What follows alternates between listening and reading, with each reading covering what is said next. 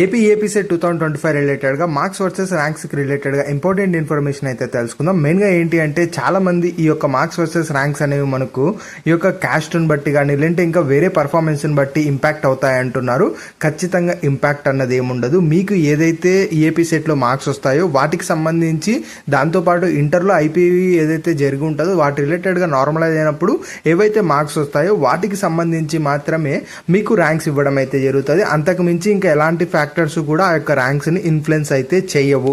At the same time ఇంకొకటి మీరు గుర్తుపెట్టుకోవాల్సింది ఏంటి అంటే ఇక్కడ మనకు ఒక స్టూడెంట్కి కనుక సేమ్ మార్క్స్ వచ్చినట్టయితే అగైన్ ఫిజిక్స్ అలానే మనకు మ్యాథమెటిక్స్ రెండిట్లో కంపేర్ చేసి అప్పుడు మనకు మ్యాథమెటిక్స్లో ఎవరికైతే హైక్ ఉంటారో వాళ్ళకి బెస్ట్ ర్యాంక్ ఇస్తారు. ఇన్ కేస్ అక్కడ కూడా టై అయిందంటే ఫిజిక్స్లో చూస్తారు. ఇన్ కేస్ అక్కడ కూడా టై అయింది అనుకోండి సేమ్ క్యాండిడేట్కే సేమ్ మనకు మార్క్స్ సేమ్ వచ్చినప్పుడు ర్యాంక్స్ కూడా సేమ్ రావడానికి ఛాన్స్ ఉంది. సో అందుకని మీకు తక్కువ మార్క్స్ వచ్చినా తక్కువ ర్యాంక్ రావడానికి ఛాన్స్ ఉంది.